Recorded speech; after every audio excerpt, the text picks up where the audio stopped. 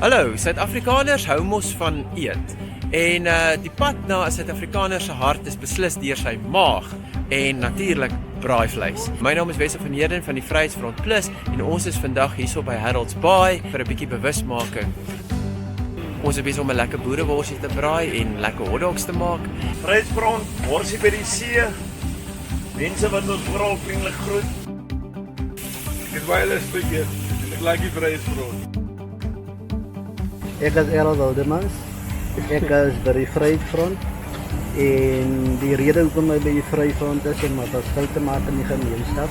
Die Vryheidsfront is 'n veelsidige party. Ons kyk nie na kleur nie. Goeiemôre, ek is Zwai van George, Vryheidsfront Plus.